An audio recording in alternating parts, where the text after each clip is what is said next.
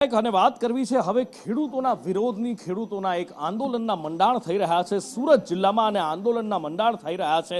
વીજ કંપનીની સામે કે જેમાં જમીન સંપાદિત કરવામાં આવી રહી છે પાવર ગ્રીડ વીજ કંપની દ્વારા આ જમીન સંપાદન કરવામાં આવી રહ્યું છે અને જેની સામે માંડવીના વીરપુર ગામે ખેડૂતોએ રેલી યોજી અને વિરોધ કર્યો હતો।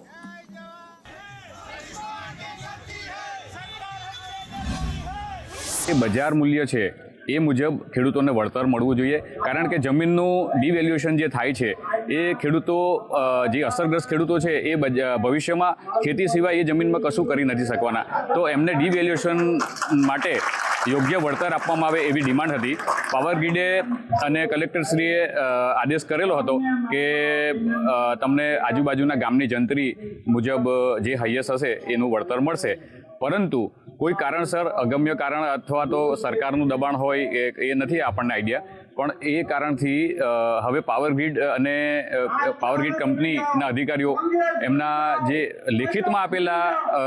વચનથી ફરી ગયા છે। કલેક્ટર સાહેબે વળતર ચૂકવવા માટે એક વધારે જંત્રી ચૂકવાઈ એવો કલેક્ટર સાહેબનો એક ઓર્ડર હતો, પરંતુ પાવર ગ્રીડ વાળા કલેક્ટર સાહેબનો ઓર્ડર ધોઈને પી ગયા અને ખેડૂતોને જે ઊંચામાં ઊંચી જંત્રી આપવાની હતી તેની જગ્યાએ ઓછી જંત્રી આપીને વળતર ચૂકવવાની વાત કરી। તેના પગલે ખેડૂતોમાં ભારે રોષ હોવાના કારણે આજે અમે કામરેજ તાલુકાના